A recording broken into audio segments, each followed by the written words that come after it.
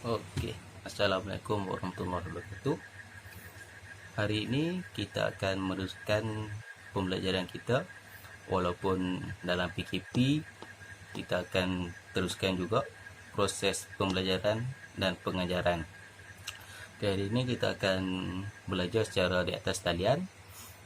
Oke, hari ini kita akan sambung pelajaran kita dalam Komsas, iaitu kita akan belajar tentang pantun, iaitu pantun nasihat.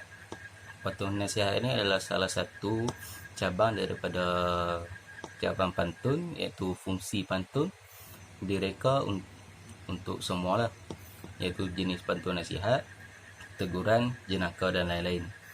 Hari ini kita akan khususkan kepada pantun nasihat yang bertajuk Bersatu Hati. Okey, pada mula-mula sekali kita akan tengok pada konsep pantun itu sendiri, bagaimana pantun itu direka dan tujuan pantun itu direka. Okey. Pantun merupakan karangan asal orang Melayu yang wujud sejak zaman dahulu lagi. Ia merupakan prosa tradisional. Prosa tradisional ni dia seperti pantun, syair, gurindam, seloka dan sebagainya. Okey, dalam pantun ini ia dibaca secara spontan. Bentuk asal pantun adalah terdiri daripada 4 baris dalam satu rangkap. Ada juga pantun yang mempunyai 2 baris, 6 baris, 8 baris sehingga 12 baris dalam serangkap. Kalau kita lihat, pantun yang terbaik adalah pantun yang mempunyai 4 baris dalam satu rangkap. Dalam pantun ini dia mempunyai rima. Dia mempunyai 2 rima sebenarnya, iaitu ABAB dan AAAA. Rima AAAA itu kita boleh tengok dalam pantun dan juga syair. Tapi ia dibezakan dengan cara melafaz. Prosa tersebut ia akan membezakan sama ada ia adalah sejenis pantun ataupun sejenis syair. Bagi prosa moden pula, ia adalah seperti prosa sajak, iaitu dia rima akhir dia mempunyai A, B, C, D ataupun A, B, C, A kembali dan seterusnya E. Bagi pantun, dia mempunyai pembayang dan juga maksud. Okay, pantun yang terbaik seperti yang disebut tadi, dia mempunyai 4 baris dalam serangkap.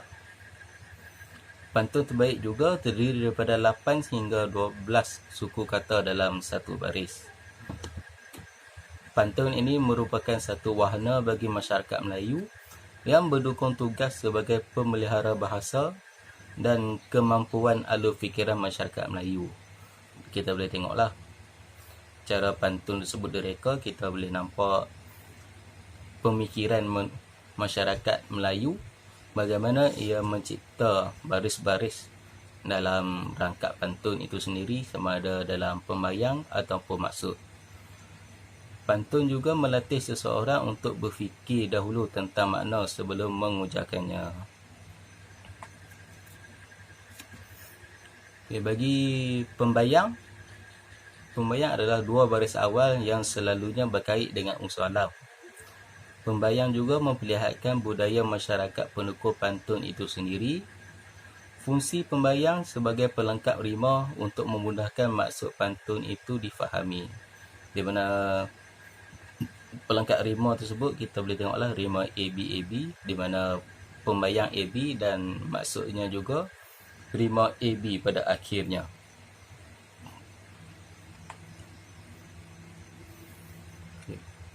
Pada maksud pantun pula, ia adalah 2 baris terakhir atau selepas pembayang. Maksud pantun merupakan tujuan pantun tersebut disaikan, di mana tujuannya seperti nasihat, jenaka, teguran dan sebagainya. Kita boleh nampaklah buat jenis pantun itu berdasarkan maksud pantun yang dilontarkan. Sama ada maksud itu untuk nasihat, teguran, jenaka dan sebagainya. Bagi pantun Bersatu Hati ini, kita lihat pada makna pantun itu sendiri. pada rangkap pertama, pantun tersebut menyebut tentang gunung tahan sama didaki, sungai Pahang sama direnang. Jikalau semua bersatu hati, kerja yang payah menjadi senang. Dalam rangkap ini kita boleh lihat maksud pantun tersebut seperti kalau semua orang dalam kumpulan, organisasi atau masyarakat itu sepakat dan seias kata, maka setiap tugas yang mungkin bersifat berat dan sukar akan menjadi ringan dan mudah untuk disempurnakan. Pada rangkap kedua, melagi keris pusaka hikmat, keris sejarah sejak bahari. Kalau gadis ingin selamat, jangan mudah menjual diri. Dalam rangkap ini dia sebagai pesanan kepada gadis muda remaja supaya sentiasa menjaga maruah diri. Seorang gadis yang berakhlak luhur dan mulia tidak akan mudah diperdaya atau cepat dan lemah terhadap godaan. Maka gadis tidak harus cepat leka dengan pujian atau lemas dalam pujuk rayu seorang lelaki yang berhidung belang atau mata keranjang.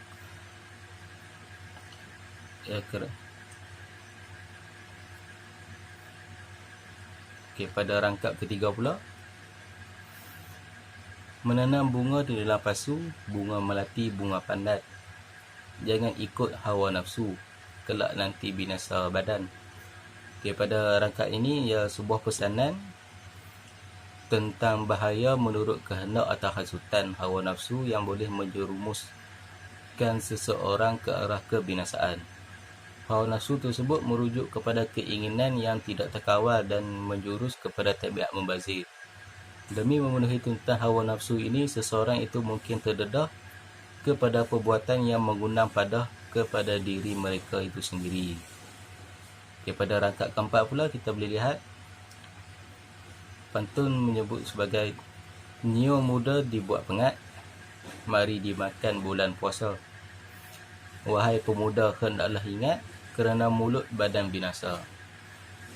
Pada rangkap ini dia sebuah nasihat yang ditujukan kepada golongan lelaki muda atau remaja. Mereka diberi peringatan agar menjaga tutur kata dan ucapan mereka.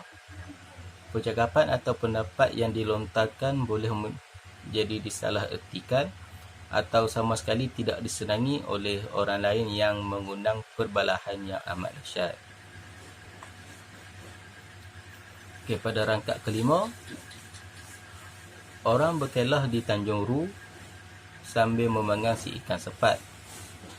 Hendaklah banyak menghadap guru supaya terang jalan makrifat. Pada pantun ini kita boleh lihat maknanya, bagi memperoleh ilmu yang mengukuhkan kefahaman tentang banyak perkara, seseorang itu hendaklah berguru, iaitu mendapatkan bimbingan daripada guru-guru yang dalam ilmunya dan tajam pemikiran mereka. Dalam erti kata lain, bagi mendapatkan pengalaman dan pengetahuan yang benar dan berguna, seseorang itu hendaklah melalui proses pengajian dan pembelajaran yang diiktiraf. Belajar sendiri tanpa guru ini yang mengundang kepada kesesatan. Rangkap keenam pula, rendang sungguh pohon ara, tumbuh subur tepi telaga. Tidak salah berkenaan mesra, tata susila perlu dijaga. Pada rangkap ini, maksudnya kita boleh lihat ia memperlihatkan tentang perkenalan yang menjadi lebih mesra tidaklah menjadi masalah. Syaratnya adalah perkenalan tersebut mestilah berlandaskan tata susila, iaitu adab dan etika yang luhur. Perkenalan yang ikhlas bermakna bahawa segala batasan dan tegahan tidak dilanggari oleh setiap yang mencipta perkenalan itu. Kita tengok di sini dalam tema dan persoalan yang terdapat dalam pantun tersebut. Tema pantun ini adalah sebagai nasihat kepada golongan muda-mudi tentang akhlak mulia dan adab pergaulan. Dalam pantun ini dia mempunyai 6 persoalan kesemuanya. Persoalan yang pertama adalah tentang kesepakatan dan pemufakatan dalam kerja dan kegiatan. Persoalan kedua jati diri dan ketegasan dalam menjaga marah diri. Yang ketiga pula, ia memperlihatkan tentang kesederhanaan dalam perbuatan, tindakan dan membuat keputusan. Yang keempat, persoalan ini berdasarkan budi bahasa, kesopanan, ketelitian dan komunikasi. Kelima, pantun ini merujuk kepada kerajinan dan rendah diri dalam menuntut ilmu. Dan terakhir adalah ia menerangkan persoalan tentang persaudaraan yang ikhlas. Okey, kita tengok pada bentuk pantun.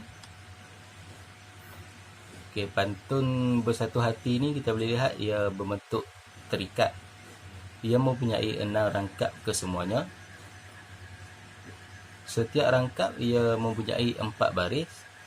Baris pertama dan kedua adalah pembayang dan baris 3 dan 4 merupakan maksud, iaitu nasihat.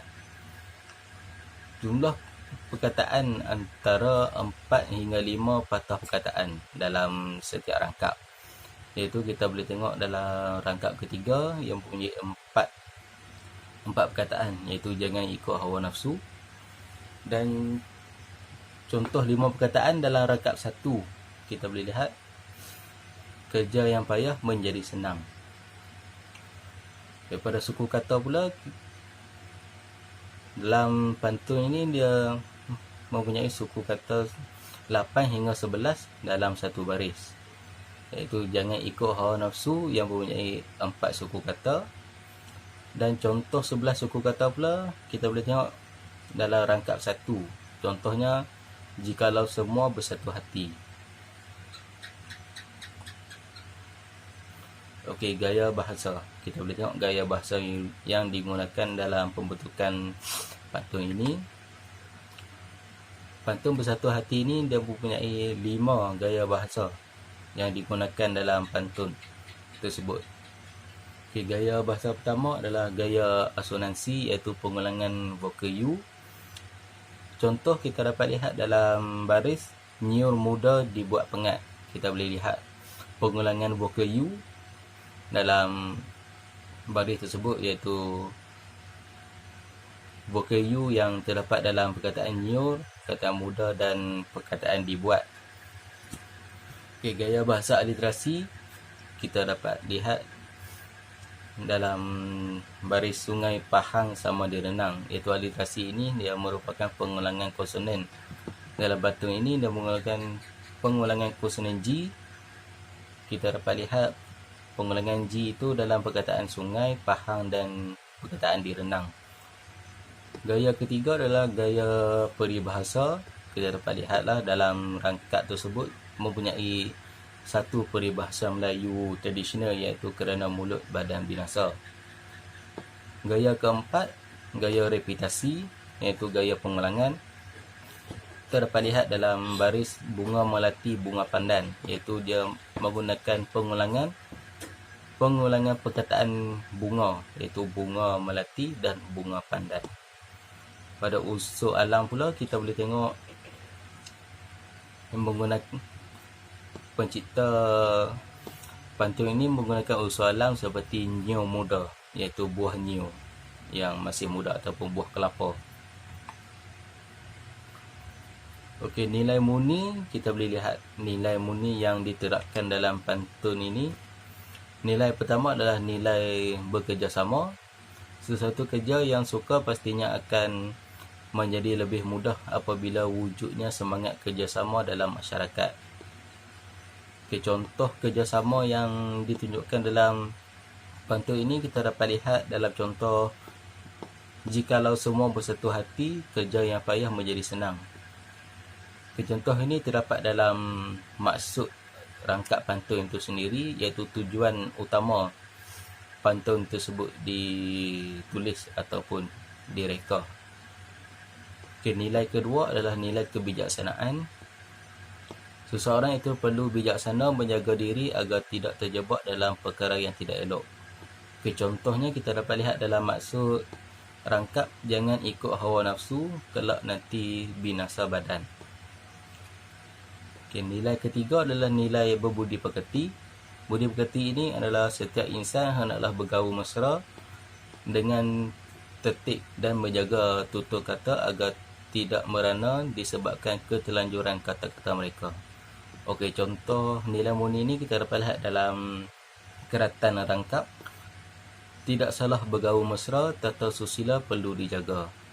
Ia sebuah nasihat yang menasihati masyarakat untuk menjaga tata susila dan tutur kata mereka di dalam pergaulan seharian. Okey, pengajaran dalam pantun ini. Okey, pantun ini menerangkan tentang pengajaran, iaitu kita hendaklah bermuafakat dalam sesuatu pekerjaan. Pengajaran kedua adalah manusia perlu memiliki jati diri dan ketegasan dalam menjaga maruah diri. Pantun juga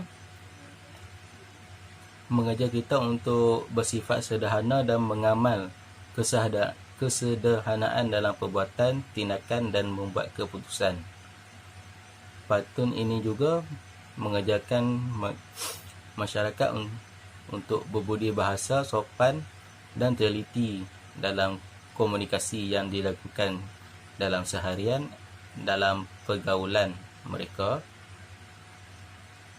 Dan pengajaran seterusnya adalah masyarakat hendaklah rajin dan berendah diri dalam menuntut ilmu, di mana kita tidak perlu meninggi diri sekiranya mempunyai ilmu yang cetek ataupun ilmu yang sedikit, kerana ia akan membinasakan badan masyarakat itu sendiri. Pengajaran yang terakhir yang terdapat dalam pantun ini adalah masyarakat hendaklah menjaga keikhlasan dalam pergaulan, di mana pengajaran ini menerapkan tentang rendah diri dan ikhlas dalam setiap pergaulan ataupun perkenalan yang dilakukan dalam seharian. Okey, harap-harap pengajian kita hari ini akan dapat memberi kefahaman semua pelajar tentang fungsi pantun yang ditulis. Okey, sekian, terima kasih.